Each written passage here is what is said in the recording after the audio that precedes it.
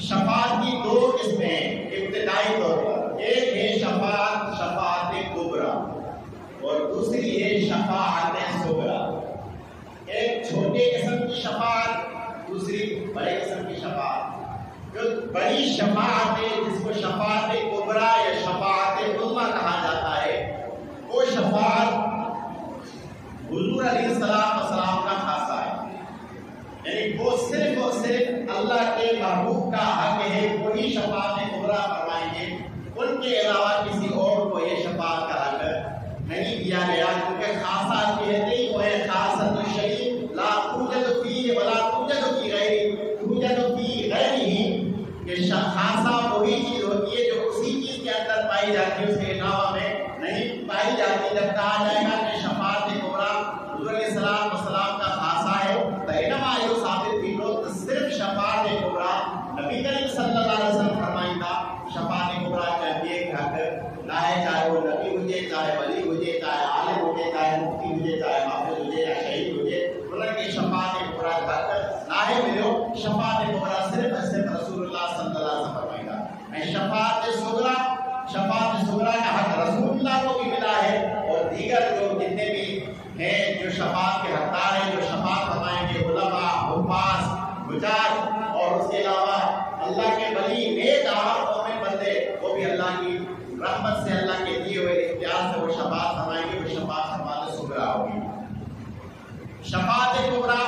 حضور علیہ السلام کا خاصہ ہے، اور پھر آپ نے یہ مشہور حدیث ہے جو بارہا سن رکھی ہے کہ نبی کریم صلی اللہ علیہ وسلم نے فرمایا، یہ حضرت انس بن مالک رضی اللہ تعالیٰ عنہ سے روایت ہے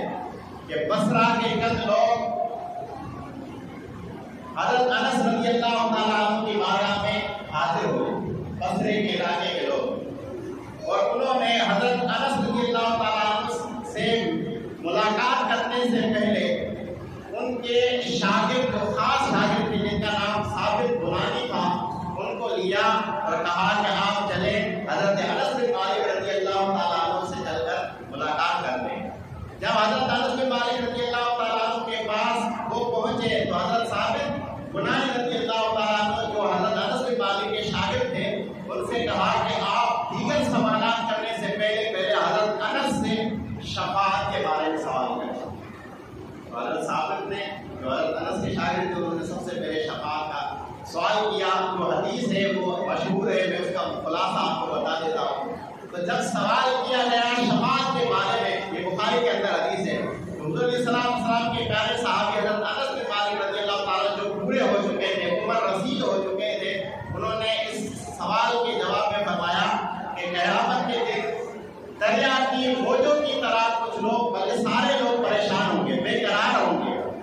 کہ پسینے میں ڈوب رہے ہوں گے، زمین تپش میں جو تانبے کی طرح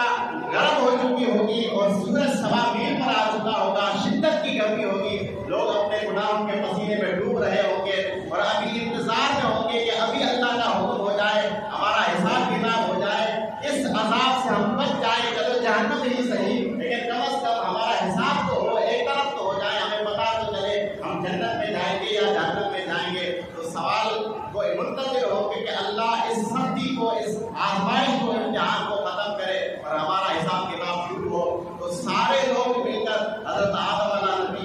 علیہ السلام کی بارگاہ میں آ کر حاضری دیں گے اور کہیں گے اے ابو البشر، آپ انسانوں کے باپ ہیں، آپ ہی سے ہماری نسل چلی، آپ ہمارے باپ ہیں، ابو البشر آپ کا لقب ہے اور پہلے نبی ہیں تشریف لانے کے اعتبار سے، لہٰذا آپ اللہ کی بارگاہ میں دعا کریں، اللہ اس آزمائش کو ختم کر دے، اس عذاب سے ہمیں نجات عطا فرما دے، ہمارا حساب کتاب شروع ہو، میزان قائم ہو جائے، ہم جہنم ہی سے لیکن حساب کتاب ہو جائے۔ حضرت آدم علیہ السلام عرض کریں، فرمائیں گے لفظ اللہ،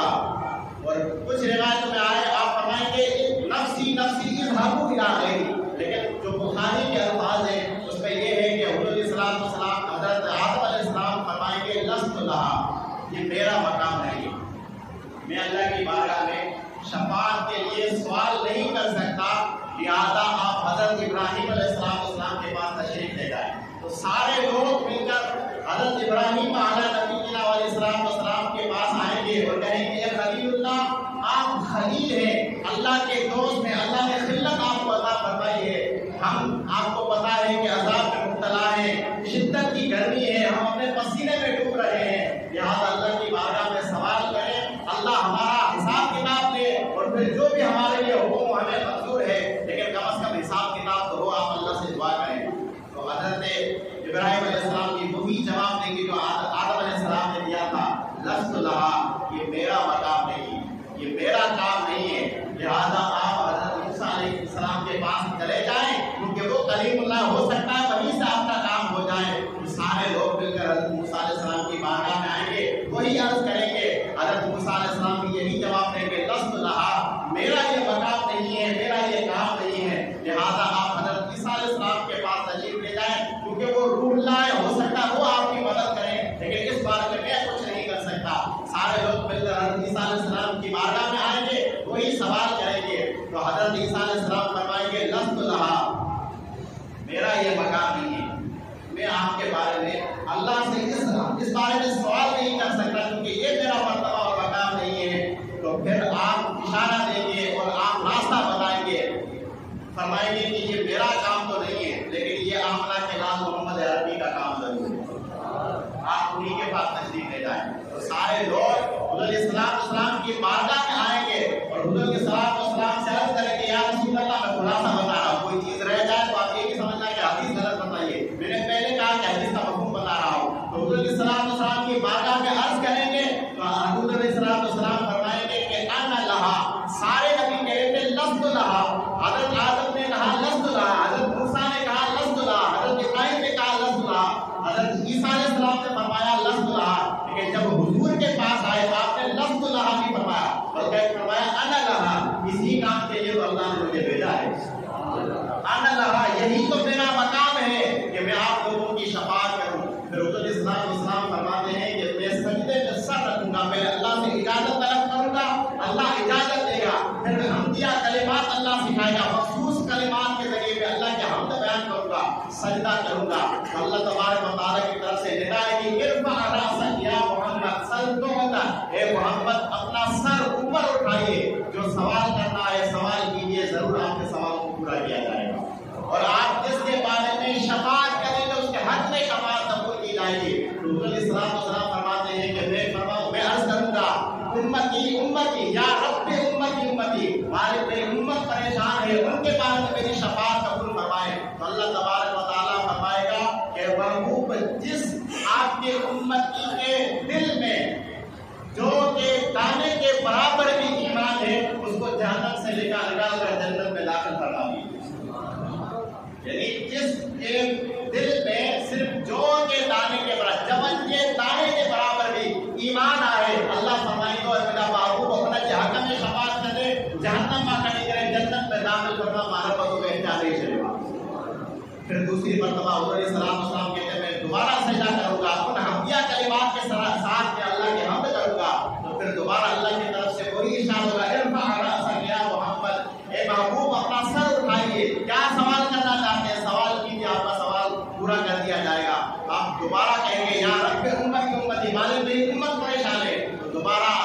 آواز آئے گی، اللہ کی طرف سے حکم ہوگا کہ جس آپ کے امتی کے دل میں رائے کے دانے کے برابر بھی ایمان ہے، اس کو بھی جہنم سے نکال کر جنت میں داخل کروا دیجیے، رائی کے دانے کے برابر، حصہ نہیں کے دانے کے برابر بھی اگر کہیں دل میں ایمان نہ ہو، انہیں یہ حق میں شفاعت کرنا، رب شفاعت قبول فرمائے گا۔ اس کے بعد تیسری مرتبہ علیہ السلام سجدہ کریں گے، اللہ کی طرف سے حکم ہوگا کہ محبوب جس کے بارے میں شفاعت کرنا چاہتے ہیں آپ سوال کیجیے، قبول کر دیا جائے گا، تو آپ فرماتے ہیں یا رب امت امتی، مالک میری امت پریشان ہے، تو اللہ کی طرف سے حکم ہوگا محبوب رائی کے دانے سے بھی بہت کم، 3 بار پریشان فرمایا، اس سے کم بھی اگر کسی کے دل میں آپ کا ایمان ہے تو اسی کے حق میں شفاعت کیجیے، میں قبول کروں گا۔ حضور علیہ السلام اس کے حق میں شفاعت کریں گے اور قبول ہو جائے گی۔ تو یہاں تک حضرت انس نے روایت ارشاد فرمائی، اور پھر بصرہ کے لوگ اٹھ کر حضرت حسن بصری رضی اللہ تعالیٰ عنہ کی